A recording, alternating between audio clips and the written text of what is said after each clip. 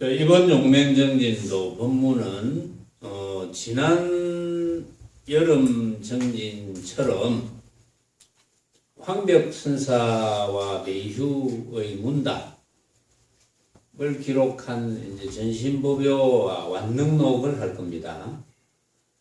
지난번에도 한번 소개해 드린 적은 있지만 요 전신법요 완능록은 중국의 당나라 때 지금부터 약 1200년 전 그 황벽선사의 속가 제자죠. 당나라 사대부인 배휴거사가 종릉의 관찰사로 이제 부임해 왔을 때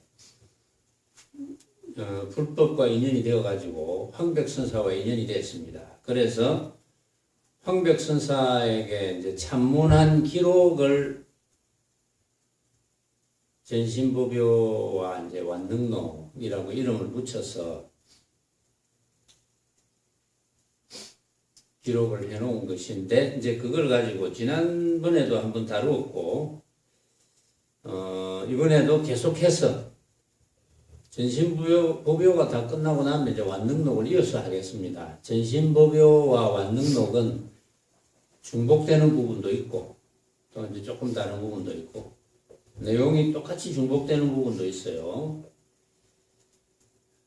황벽선사는 이 용맹정진이 시작할 때마다 여러분들에게 공부를 촉발시키기 위해서 황벽선사의 말씀을 잠깐 더 소개를 하죠. 물론 이 전신법요는 전부 황벽선사의 말씀입니다. 배휴거사가 전문하고 황벽선사가 대답하고 또 황벽선사가 이제 법문하고 한 내용을 다시 이제 풀어서 여러분들에게 알아듣도록 이제 말씀을 해드리는 건데, 이제 황벽선사는 늘 이제 간곡하게 후학들을 위해서 부탁을 합니다.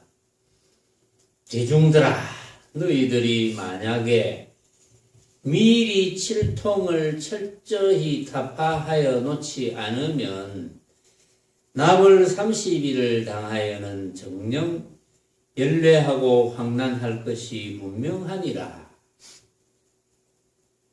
그러니까 쉽게 말해서 미리 수행을 열심히 해서 이제 해탈될 수 있도록 공부를 하지 않으면 죽을 때 돼서는 정신없죠. 정신없는지 모르잖아요. 여러분들은 죽음을 경험을 안 해봤으니까. 이론적으로는 경험을 한 것으로 되어 있지만 여러분들은 죽음에 대한 생각이 전혀 안 나잖아요. 그러니까 죽었는지 안 죽었는지 모르거든요. 그런데 황벽선사의 말씀을 들어보니까 뭐 사실은 어찌 보면 황벽선사도 죽음에 대한 경험이 있지는 않을 거예요.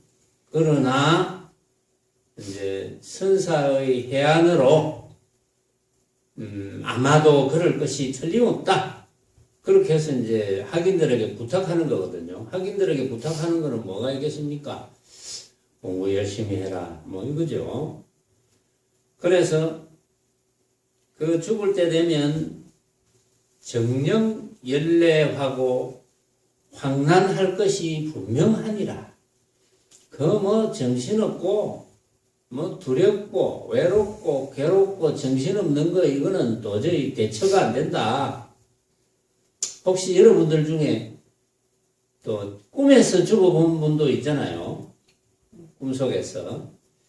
그래도 여러분들은 공부를 그동안 꾸준히 잘 지어왔기 때문에 꿈속에서 죽음을 맞이할 때도 아마 그 진짜인 줄 알았겠죠. 진짜인 줄 알았겠지만은 그런 경험을 할 때 문득 여러분들이 법문을 들었거나 그동안 여러분들이 수행을 열심히 한 그 공부의 법력에 의해서 뭐 그냥 뭐 죽으면 죽는 거지 뭐 이런 사람도 있겠죠.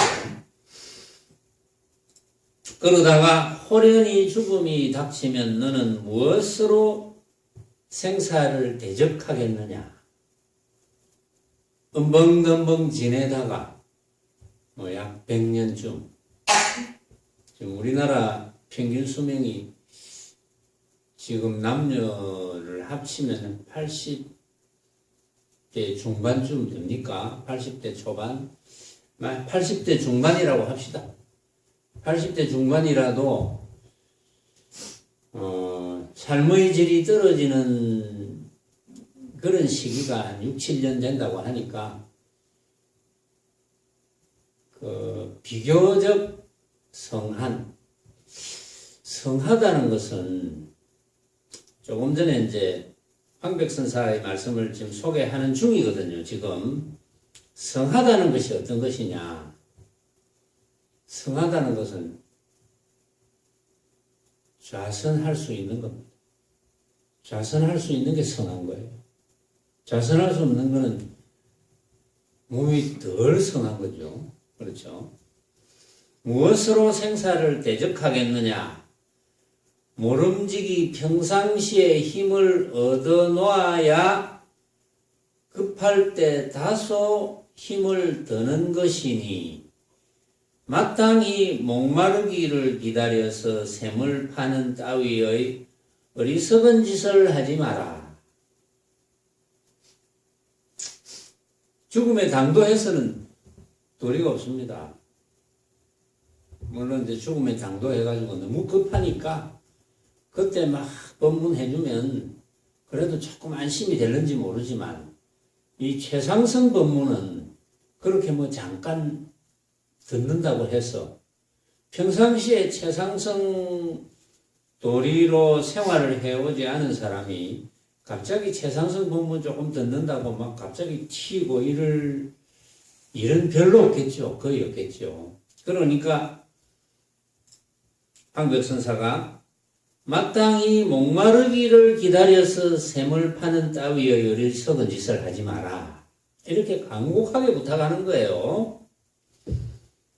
죽음이 박도하여서는 이미 수족이 미치지 못하니 앞길이 망망하여 어지러이 갈팡질팡할 뿐이니 가위 딱하고도 딱하구나.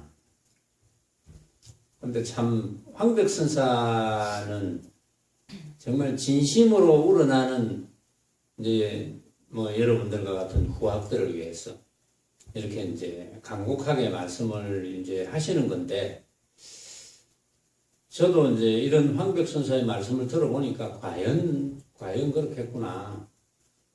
최근에 이제 여러분들이 뭐 경험을 좀 할 거예요. 여기 앉은 분들 중에도 뭐 친척이나 부모님, 친척, 친지, 좀 연세 높은 분들, 또는 나이가 많지 않아도 요즘 뭐 의술이 좋아서 대부분 또 이제 뭐 수술하고 뭐 이렇게 해서 어느 정도 삶을 연장을 할 수가 있겠지만 죽음에 박도한다는 생각이 든다.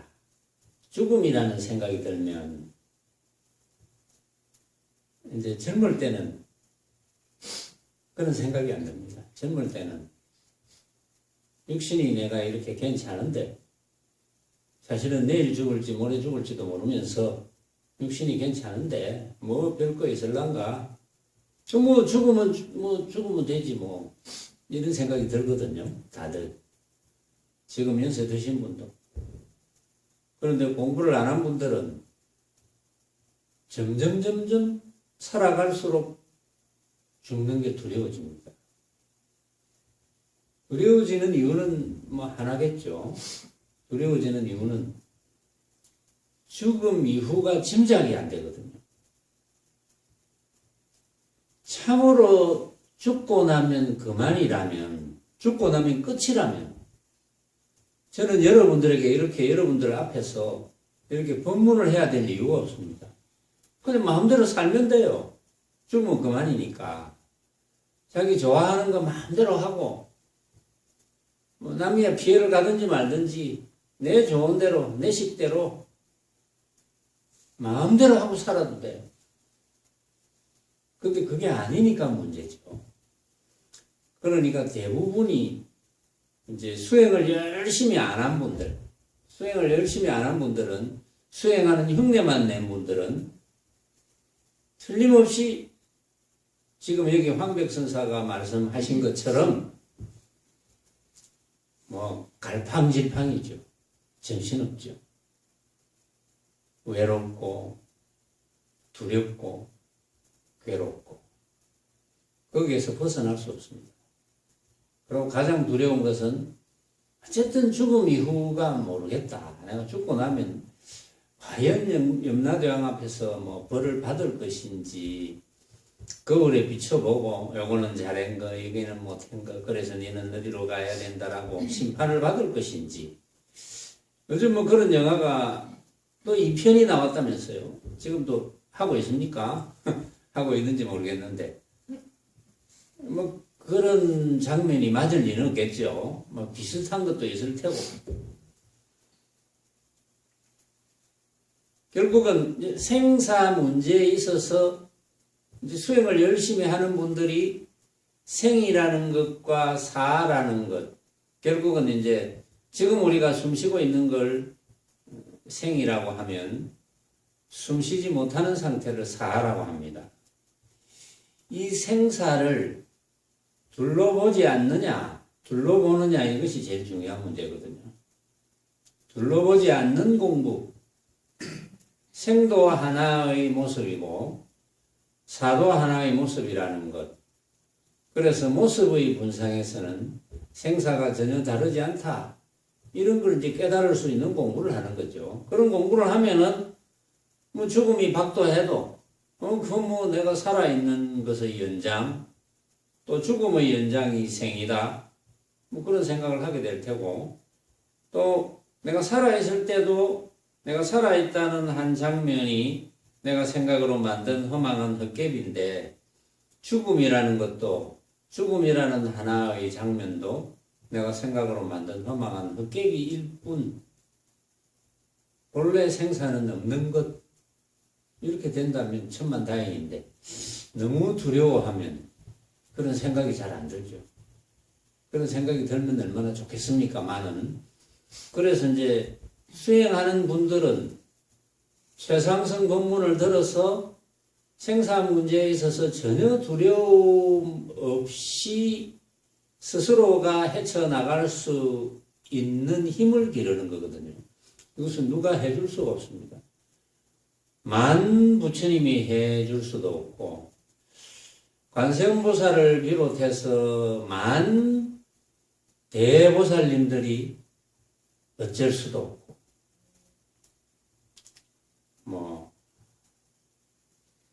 온갖 조상님들을 불러봤자 아무 소용이 없고 온갖 가족들, 친구들 다 불러봤자 아무 소용이 없습니다. 오로지 스스로가 해결해야 됩니다. 스스로가. 그래서 보면 집경에 보면 수타니 파타 하는 부처님의 말씀에 무소의 뿔처럼 혼자서 가라 이 말이 있거든요. 결국은 무소의 뿔처럼 혼자서 가야 돼요. 이것은 다른 사람이 도와줄 수 없습니다. 제가 여러분들에게 법문을 하지만 제가 참 도와드릴 수 있다면 얼마든지 도와드리고 싶은데 글쎄요. 면면을 보아하니 여러분들보다는 제가 먼저 죽을 것 같아서 도와드리지도 못하겠네요. 도와드릴 수 있다고 하더라도 알 수는 없죠. 저보다 여러분들이 먼저 죽을런지 그거는 알 수는 없지만 그러나 저보다 여러분들이 먼저 죽는다고 하더라도 제가 도와드릴 재간이 없습니다. 스스로가 해결을 해야 돼요. 근데 이제 전혀 도와드릴 재간이 없는 건 아닙니다. 지금 제가 여러분들에게 법문하는 것이 도와드리는 거거든요. 해결을 해줄 수는 없습니다. 해결은 여러분들이 해야 됩니다. 이제 이렇게 조금 거들어줄 뿐이지 여러분들 스스로 해결해야 된다. 지난번에 배휴가 질문하고 황백선사가 대답하는 그 뒷부분부터 하겠습니다. 배휴가 여쭈었다.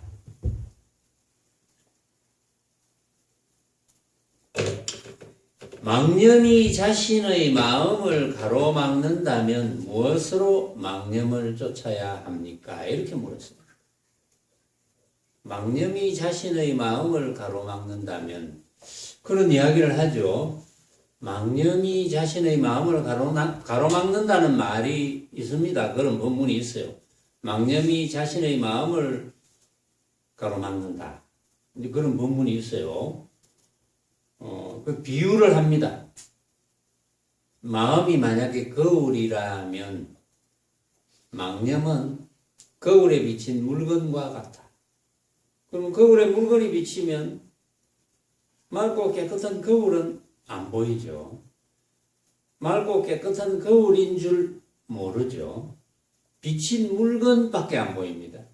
만약에 이 주장자가 비치면 거울은 주장자가 되어버린다. 그렇죠? 거울은 주장자가 된다. 그래서 거울이 맑고 깨끗한 상태라는 것을 알 수가 없습니다. 이제 그런 법문을 해요. 그런 법문을 하는데 이 배유거사도 그런 법문을 이제 들었겠죠. 망념이 자신의 마음을 가로막는다면, 그래서 거울이 마음이라면 가로막는 형태가 되는 거죠. 그렇죠? 그런 이제 어떤 때냐 하면 예를 들어서 내가 막 누가 나를 욕을 하는데 욕 들으니까 화가 났어. 응? 나를 욕을 하는데 욕 들으니까 화가 나. 그럼 화가 나는 거는 화가 나는 생각이 성이 나는 생각이 망념이거든요. 성이 나서 뭐라도 이제 보복을 한다든지 욕을 한다든지 이제 이런 행위를 하겠죠. 망념이 망념을 낳습니다. 화가 나니까. 화가 나면 사물과 현상을 바로 볼 수 없습니다. 왜 그럴까요? 사물과 현상을 화가 난 상태, 화가 난 망념이 거울처럼 화가 난 망념이 자기의 마음이 본래의 모습이죠. 자기의 마음인 본래의 모습을 덮어버리니까. 그러니까 화 때문에 자기의 마음이 본래 맑고 청정함을 쓸 수가 없습니다. 화가 일어나지 않았더라면 맑고 청정한 마음으로 현상과 사물을 볼 텐데, 그러면 상대방이 화가 났다는 것도 상대방이 욕을 할 때 욕하는 그런 얼굴도 볼 수 있고 욕하는 입도 쳐다볼 수 있고 무슨 욕을 했는지 잘 기억할 수 있고, 그래서 내가 맑고 청정한 상태라면 왜 저에게 욕을 합니까? 하고 화가 나지 않는 상태에서 한번 제가 뭘 그렇게 잘못했냐? 제가 잘못한 게 있습니까? 그러면 이제 잘못한 게 있겠죠. 상대가 나를 볼 때는 잘못한 게 있다고 생각하니까 말을 했겠죠. 그렇겠죠. 그런데 이제 이를테면 이런 경우도 있죠. 어떤 사람이 굉장히 기분 나쁜 일을 당했어. 굉장히 기분 나빠. 이제 많은 사람에게 욕을 듣고 많은 사람에게 이제 그래서 비방을 받고 많은 사람에게 조롱거리가 되고 많은 사람에게 업신여김을 받고 이런 사람이 있다면 그런 사람은 내가 조롱을 받고 업신여김을 받았다 이런 생각을 하기 때문에 표정이 좋을 리가 없겠죠. 그러고 그런 생각으로 가득 차 있습니다. 그래서 인상이 막 찌푸려져 있어요. 그런데 이제 나는 주택복권도 한 3등쯤 당첨됐고 자식도 오늘 학교에서 공부를 잘했다 하고 신랑도 오늘 저녁에 일찍 들어온다 하고 여자라면 만약에 그런 기분이 좋아요. 기분이 좋은 일이 있어서 저절로 입가에 미소가 이렇게 지어지고 표정도 좋고 그래서 이렇게 가는데 내가 미소를 짓는 표정을 그 화가 난 사람이 나를 쳐다보면 자기를 비웃는 것처럼 착각을 하거든. 그러니까 그 조롱받았다, 의심여김을 받았다는 그 망념이 자기의 청정한 마음을 덮어버리는 거죠. 엎어버리니까 오로지 기분 나쁜 생각밖에 없는데 상대가 싱긋이 쳐다보면서 웃으면 자기를 조롱하는 것처럼 보입니다. 망념이 덮어버리니까. 만약에 망념이 덮어버리지 않았더라면, 청정한 상태라면 그냥 웃는 모습을 볼 뿐 한 생각을 일으킬 리가 없죠. 또 다른 망념을 일으킬 리가 없죠. 이제 이런 거거든요. 망념이라는 게. 망념이라는 게 그런 건데, 자, 망념이 자신의 마음을 가로막는다면 무엇으로 망념을 쫓아야 합니까? 이런 질문을 했어요. 망념이 자신의 마음을 가로막는다면, 그러니까 망념이 자신의 마음을 가로막으면 이 배유거사는 이런 질문을 하는 배경이, 망념이 자신의 마음을 가로막으면 마음이 드러나지 않으니까 어떻게 망념을 쫓아야 됩니까? 여러분들이 이제 이런 질문을 받았을 때, 이런 질문을 받을 수도 있잖아요. 여러분들은 되게 오랫동안 수행을 해왔거든요. 그럼 이런 질문을 받았을 때 여러분들이 지혜로서 해결을 해야 됩니다. 망념이 자신의 마음을 가로막는다면 무엇으로 망념을 쫓아야 됩니까? 여러분들이 질문을 받는다면 어떻게 대답하겠다라는 대답을 지금 다 생각하고 있죠. 그렇죠? 제가 누구에게 물어보더라도 여러분들 대답할 수 있죠. 물론 이렇게 대답하는 분도 있겠죠. 망념이 내 마음을 가로막기 때문에 내가 화두를 안 놓치고, 화두라는 큰 망념으로서 작은 망념을 쫓으리라, 이런 생각도 할 수 있겠죠. 그런데 이제 망념이 자신의 마음을 가로막는다면 무엇으로 어쨌든 망념을 쫓아야 된다는 이제 생각을 하는 거다. 그렇죠? 망념이 내 마음을 가로막으니까 망념을 쫓아야 되지 않습니까? 이걸 어떻게 쫓아야 됩니까? 뭘로? 어떻게 망념을 쫓아야 됩니까? 이런 뜻입니다. 자, 여기에 이제 황백선사의 답이 있기 때문에 제가 황백선사의 답을 가르쳐 드리겠습니다. 그럼 여러분들의 답과 한번 비교를 해보면 되죠. 황백선사의 답이 이렇습니다.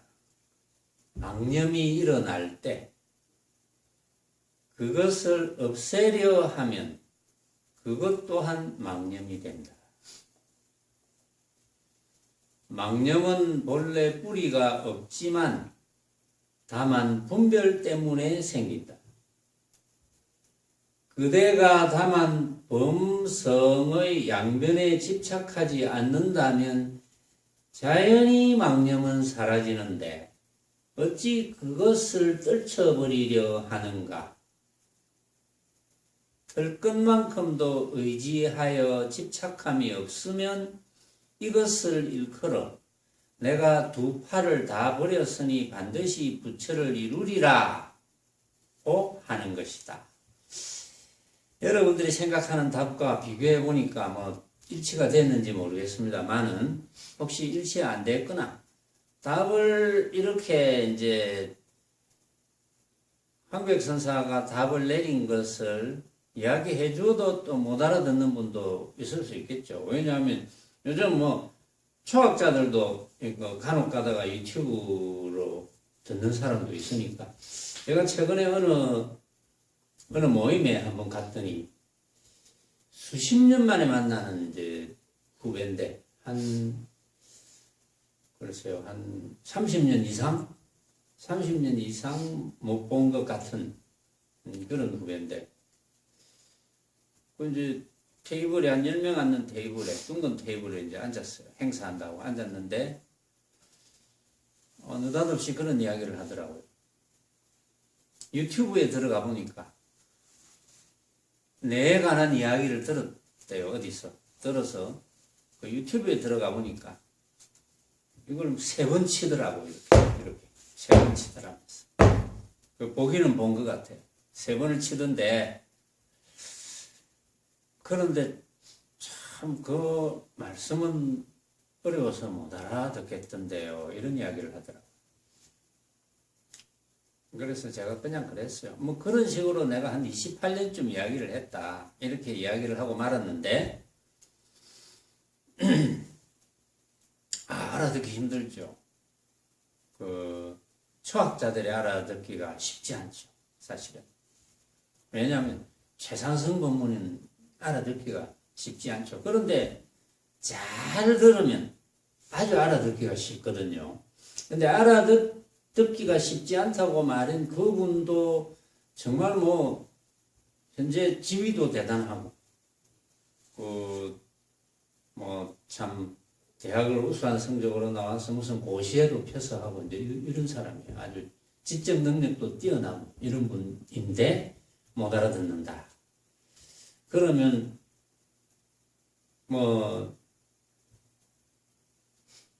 가방끈이 좀 짧은 사람들은 처음에 들으면 더 못 알아들을 가능성도 있어요. 그러나 이 본문을 알아듣는 것은 가방끈하고는 전혀 관계가 없습니다. 집중만 잘하면 잘 알아들을 수 있거든요. 사실은. 그런데 이제 처음 듣고 못 알아들으면 아유 뭐 못 알아듣겠네 이렇게 하고 이제 포기하는 분들이 있잖아요. 그래서 제가 이제 어쨌든 뭐 몇 명이 듣든지 간에 유튜브에 올라가서 그렇게 이제 듣는 사람이 또 전혀 내가 예상 못한 사람도 듣기도 하고 또 초학자도 호기심에 의해서 문득 유튜브에 떠 있으면 한 번씩 듣기도 하고 하겠죠. 저는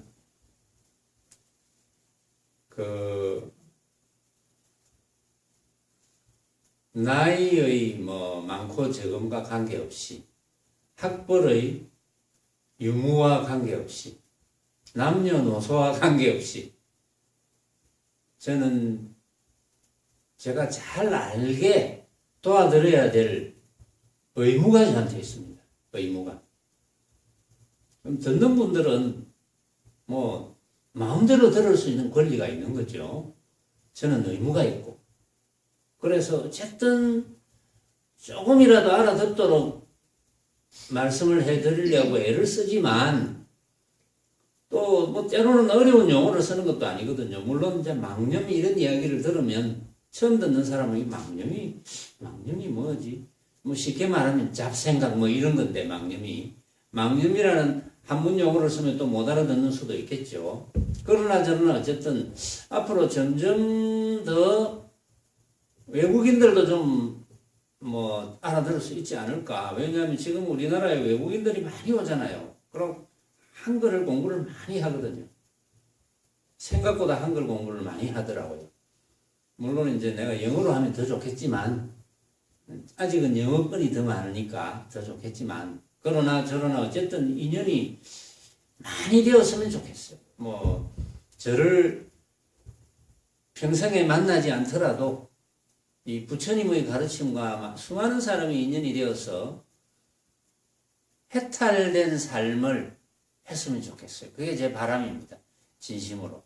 해탈된 삶을 누리고 또 해탈된 삶을 누리면서 정말 좋으면 또 다른 분들에게 해탈된 삶을 누릴 수 있도록 가르쳐드리고 했으면 좋지 않겠나. 해탈된 삶을 누린다는 것은 바로 생사를 둘러보지 않는다는 거거든요.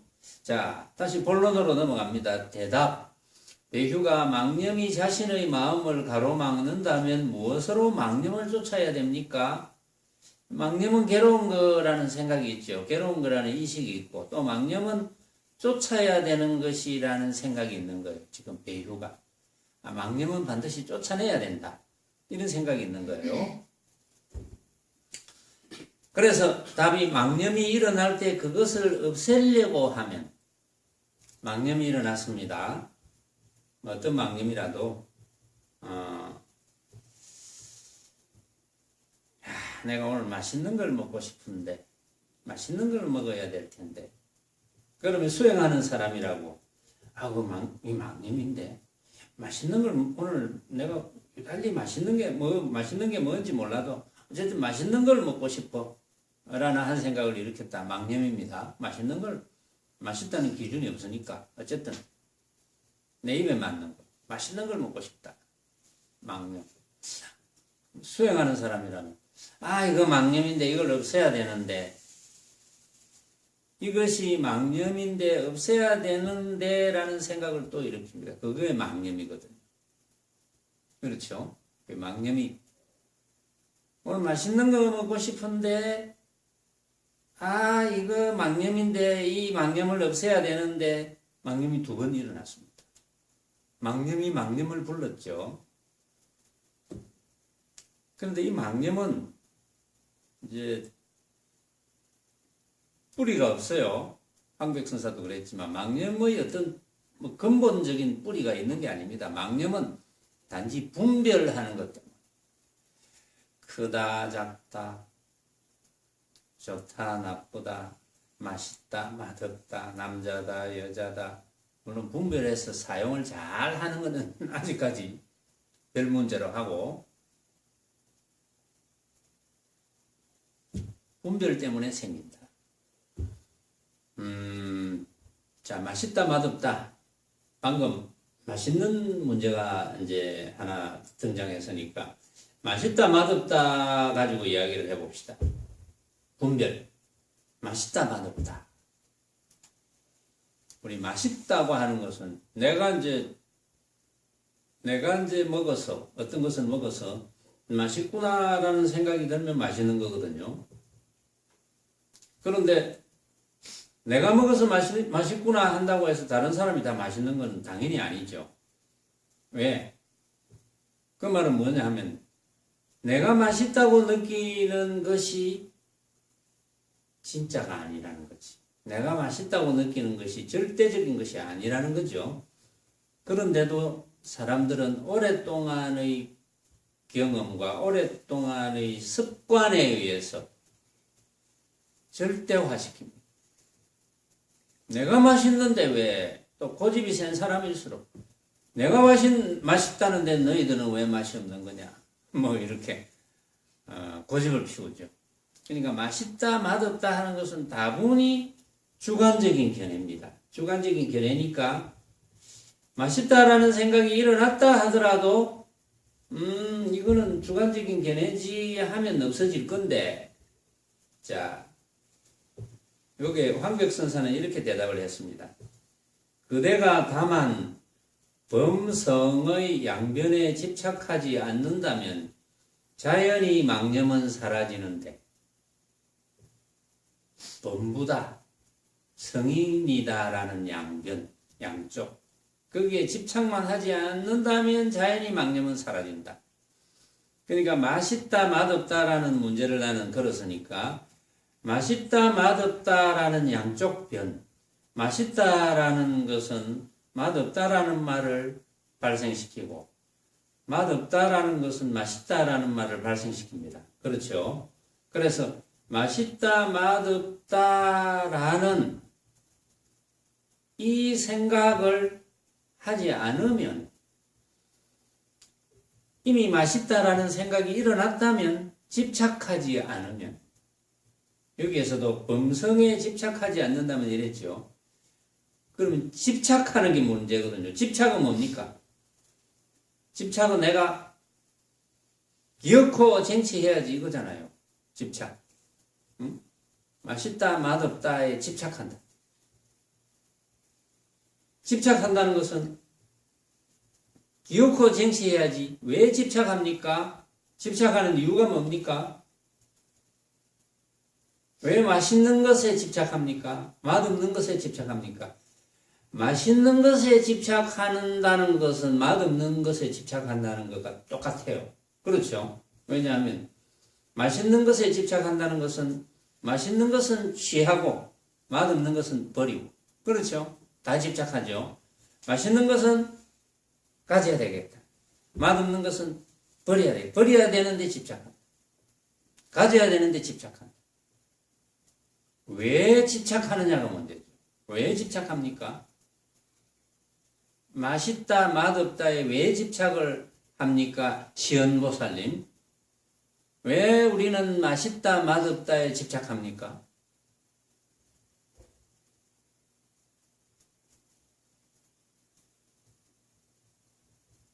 임보살.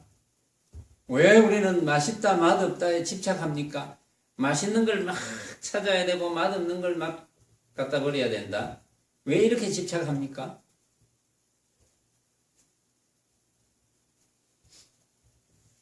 아이고, 그동안 실컷 가르쳐 줬더만.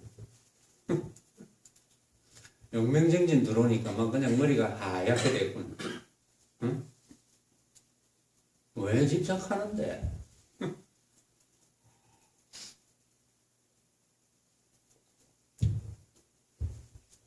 지금 두 분이 이제 물어봤는데 두 분이 대답을 못 했거든요. 나머지는 물으면 다 대답을 합니다. 그래서 안 물어봐요, 제가. 딱 대답을 못 할 것 같아요. 알기는 아는데 대답을 못 할 것 같아요, 두 분이. 그래서 물어봤어요. 다른 분은 다 대답합니다, 여기서. 왜 집착하는지.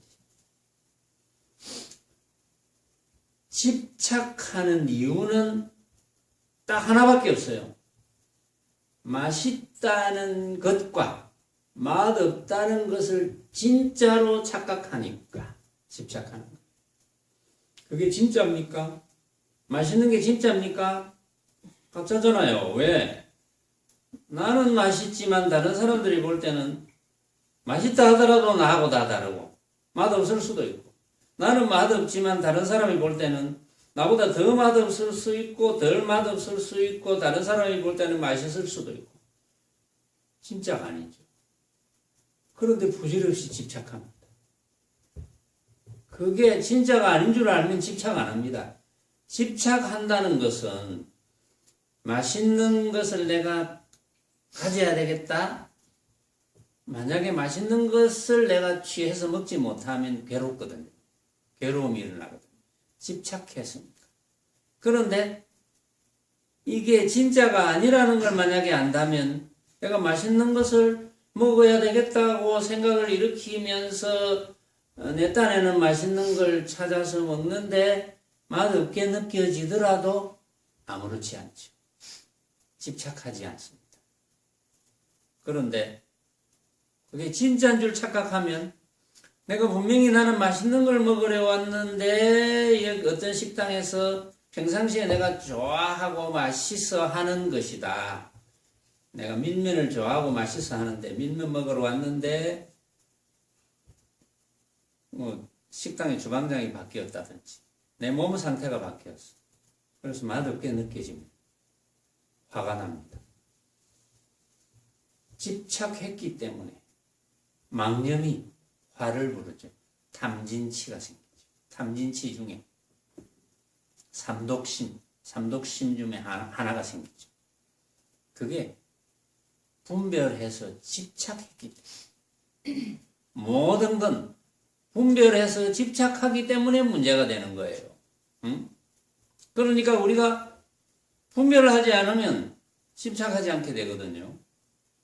분별하지 않고 집착하지 않으면 그게 해탈이잖아요. 너무나 이치가 간단하죠. 우리가 분별하지 않고 집착하지 않으면 해탈입니다. 그래서 여기 황백선사도 다만 범부다 성인이다 라는 양변에 집착하지 않으면 범부다 성인이다 이 말은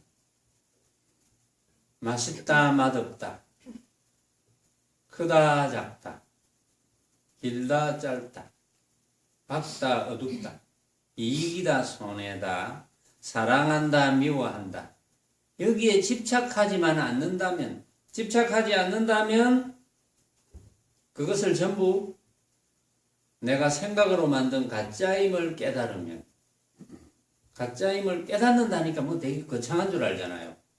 가짜임을 느끼면 아 가짜구나 이렇게 느끼면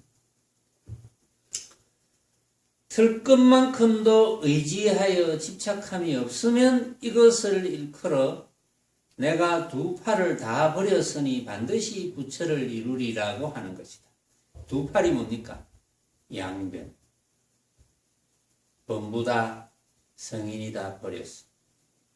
밝다, 어둡다 버렸어. 맛있다, 맛없다 버렸어. 사랑한다, 미워한다 버렸어. 왜 버릴 수 있습니까? 내가 가져야 될 필요가 없으니까. 왜 가져야 될 필요가 없습니까? 내가 생각으로 만든 가짜니까. 가짜를 가지고 싶은 사람이 있습니까? 내가 꿈속에서 가지고 싶어 했던 것과 똑같으니까. 꿈속의 꿈이니까. 꿈속에서 꿈꾸는 거와 똑같은 거니까. 꿈속에서 내가 귀하다, 귀하지 않다라고 생각한 것과 똑같으니까. 왜? 그것도 내가 생각으로 만든 거거든. 어쨌든 내가 생각으로 만들었으니까. 가짜에 집착하는 사람이 있습니까? 가짜에 집착한 사람은 가짜인 줄 알고 집착하는 사람은 없죠. 가짜인 줄 알고 집착하는 사람이 있다면 그건 쉽게 말해서 미친 사람이죠. 그렇죠? 이제 가짜인 줄 모르고 설사 본문을 듣고 가짜인 줄 알았다 하더라도 집착하는 순간에는 진짜로 착각했으니까 집착하는 거죠.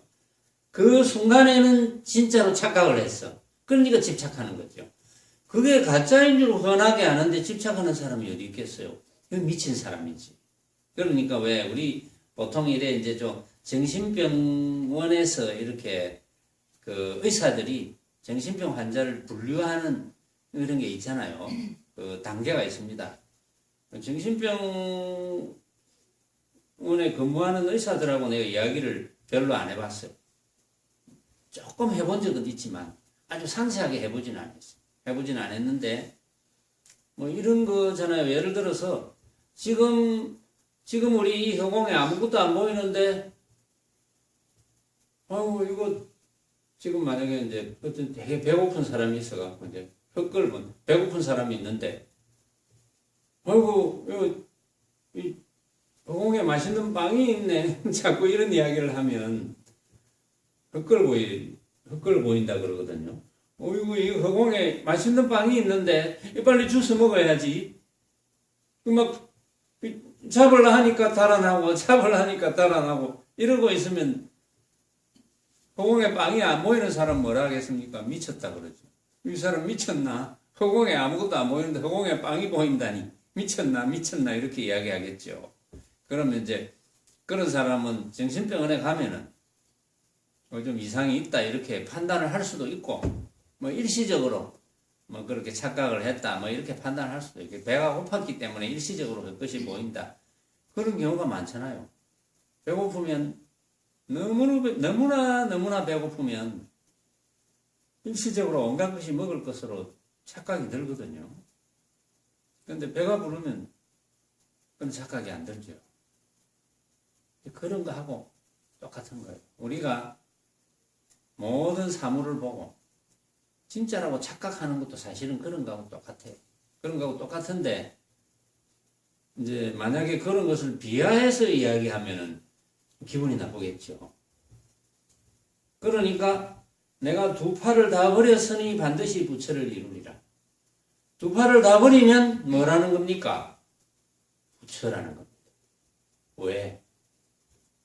집착이 끊어졌습니다. 집착이 끊어졌으니까 해탈이잖아요. 응? 걸림이 없잖아요. 그럼 부처지. 부처가 따로 있는 게 아니고 부처의 어떤 모양이 있는 게 아닙니다. 부처의 어떤 모양이 있다고 이제 착각을 많이 하죠. 물론 요 뒤에 이제 부처님 상이 있지만 그거는 상징적으로 약 3000년 전에 이 사바세계에 이제 오셔서, 그는 이제 불교 역사로 말할 것 같으면, 도솔천 내원궁에 호명보살로 계시다가, 때가 되었어. 그거는 뭐 역사적으로 기록이 되어 있으니까, 때가 되어서 어머니인 마야 부인의 태를 빌어서, 이제 이 사바세계에 오셔서 수많은 중생을 제도할 그런 어떤 운명이었다 이렇게 봐야죠. 그런 운명이었다. 그런 부처님이 원래 이제 저 뒤에 있는 저런 모양하고 좀 비슷했다. 왜냐하면 저기 나라가 지금 아마 그 나라가 네팔인가 아마 그럴 거예요. 네팔 사람들 보면 머리가 곱슬곱슬하거든요. 그래서 머리가 곱슬곱슬하고 네, 그래서 상징적으로 저렇게 만든 것이고 부처의 본래 모습은 여러분들의 본래 모습과 여러분들의 진면목이라 합시다. 여러분들의 진짜 모습. 이제 진짜 모습 하니까 이거는 이제 가짜의 모습이라는 거거든요. 이거는 가짜의 모습이라는 건데 이걸 가짜의 모습이라고 인정하기까지는 시간이 많이 걸리거든요. 왜 가짜의 모습입니까? 이 모습을 이 모습이 내 진짜의 모습인데 라고 하더라도 이 모습이 내 진짜의 모습인데 라는 생각이 떨어졌어. 그 다음에 다시 이 모습인데 할 때 벌써 그 생각이 다르거든요. 비슷하지만 같은 생각이 있을 수가 없습니다. 그래서 내 진짜 모습을 우리는 각자의 진짜 모습을 볼 수가 없어요. 왜? 진짜의 모습이라는 것은 없기 때문에 볼 수 없는 거예요. 그렇죠? 진짜의 모습 볼 수 있습니까? 여러분들이? 응? 진짜의 모습 본 분이 있습니까? 없죠. 한 번도 없죠. 그동안. 앞으로도 영원히 볼 수 없어요. 그 누구도 볼 수 없습니다. 부처님도 볼 수 없어요. 관세음보살도 볼 수 없어요. 진짜의 모습을 어떻게 봅니까? 그 누구도 볼 수 없습니다. 진짜의 모습은. 진짜의 모습은 볼 수 없는 모습이기 때문에 진짜의 모습대로만 산다면 집착할 것이 없겠죠. 진짜의 모습은 볼 수 없는 모습인데 그게 어떻게 훼손을 당하겠습니까? 죽어지겠습니까? 그럴 리가 없죠. 그래서 우리는 진짜 모습으로 되돌아가야 됩니다. 진짜의 모습으로 되돌아갈 수 없는 가장 큰 것은 내 앞에 벌어져 있는 온갖 물건과 온갖 상황들, 빛깔, 소리, 냄새, 맛, 감촉과 여러 가지 방법으로 벌어지는 것들을 항상 진짜로 착각하면서 살아왔던 그 습관이 몸에 배어서 진짜로 착각하고 진짜로 착각하기 때문에 나의 진짜 모습을 볼 수 없는 거예요. 나의 진짜의 모습만 볼 수 있는 상황이라면 그때가 해탈이거든요. 그것은 역으로 말하면 내 눈앞에 벌어져 있는 온갖 모습을 내가 가짜로 인식만 하면, 가짜로 느끼면 두 팔을 벌렸으니 반드시 부처를 이루리라고 하는 황벽선사의 말씀을 여러분들의 말씀으로 가져갈 수 있다는 거죠. 자, 이번 시간에는 여기까지 하겠습니다.